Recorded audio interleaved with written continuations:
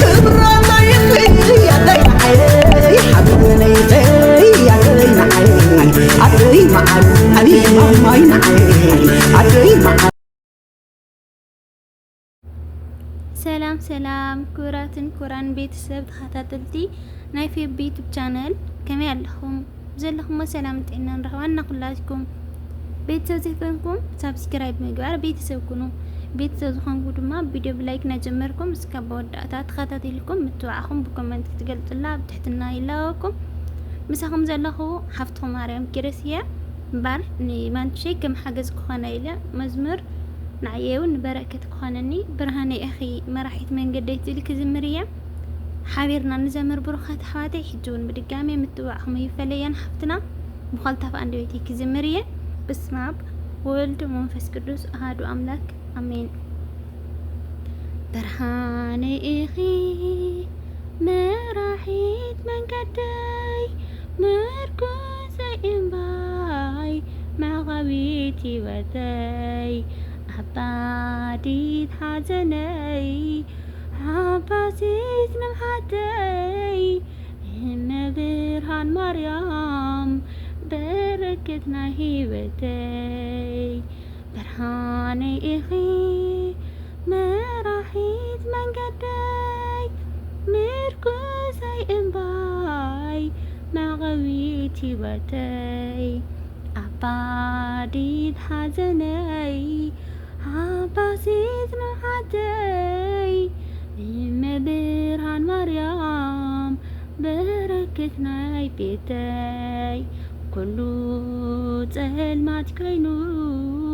تهلكلك مسفلي تلملم ناي برهان كاباي مسكللم حتياتي بزيحو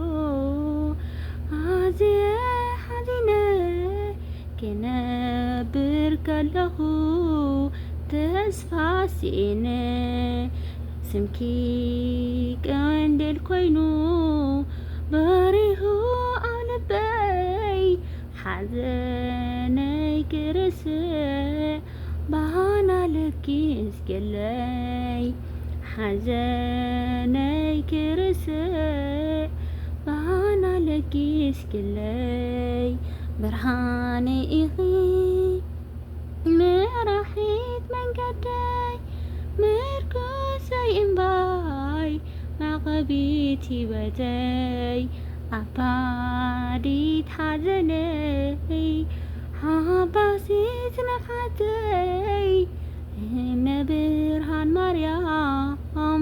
بركتنا هيبتي كابزمر كابزبي مستفال له كلو فن فينني عقلي مساعد بكو نغيني كحسب كتهنا كحسن فرحي ويحيطني نزبات كل من سمكي قوني كوينو عزناني حني مريم إلي كل فخيسني مريم إلي كل فخيسني برهاني إغي مراحيت من قدي مركوزي إنباي مع غويتي ودي عبادي حزني حباسيت نحتي إما برهان مريم بركتنا بيتي أتي نعتي زبلو كل مسانكو نبراخ بيدني منبر مسلاخو إهين ميهن زبلو مشتراي زحللو زم آخرني شجرة زكافلو إندا زمد كوينو እንዳፈታወየይ ስምኪ ሓጊዝኒ ከይከውን በይነይ ስምኪ ሓጊዝኒ ከይከውን በይነይ ብርሃነይ ኢኺ መራሒት መንገደይ ምርኮተይ እምባይ ማዕቐቢት ህይወተይ ኣባዲት ሓዘነይ ሓባሲት ንሓተይ እመብርሃን ማርያም በረከት ናይ ቤተይ ብርሃነይ ኢኺ ብርሃነይ ኢኺ መራሒት መንገደይ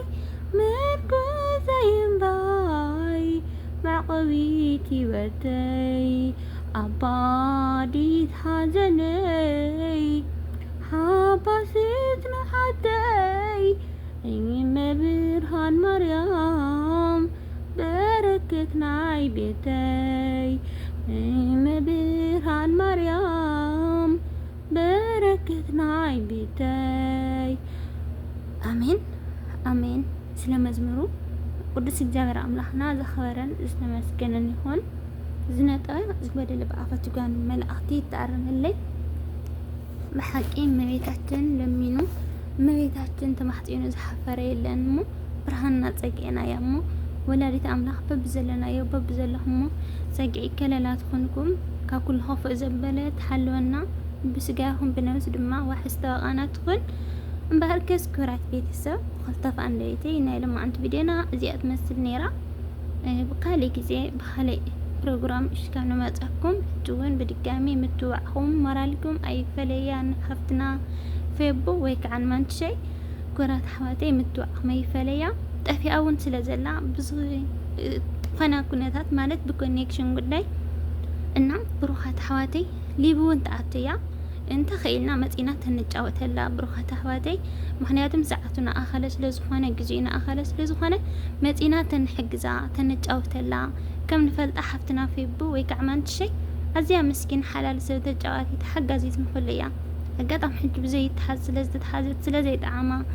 ስለዘይኮነላ እያ እምበር ብኻሊእ ኣይኮነኒና እስኪ ፍቕርና ሓልዮትና ነርእያ መፂና ሊብ ኣነ እውን ሓልሓሊፈ ይኣትወላ እየ ኮኔክሽን ኣብ ዝሰርሐለይ ከምኡውን ሓፍትና ናማነ ዩቱብ ቻናል ስለተኣትወላ መፂና ነጫወተላ መፂና ናተባብዓያ ኣሕዋተይ ማንትሸይ ከምቲ ንፈልጣ ብፍቕሪ ብስሓቅ ብጨወታ እያ ማንትሽ ዘለቶ ገዛ ብፍፅመ ይድብርን እዩ ነይሩ ሕጂ ግን ያው ሞራልና ነርእያ ሓገዝና የድልያልና እሞ ንሓግዛ ካባና ከይትተርፍ ንስንሳትና ንተባብዓ ክብለኩም እየደልየ እዚኣ ዓባይ ነገር ኮይና ኣይኮነትን ግን ከም መልእኽቲ የመፅእ ክብራት ቤተሰብ ምትዋዕኹም ይፈለያ ተፅቡቁ ሰሰናይን ንኩሉ ህዝቢ ዓለም ቻው ቻው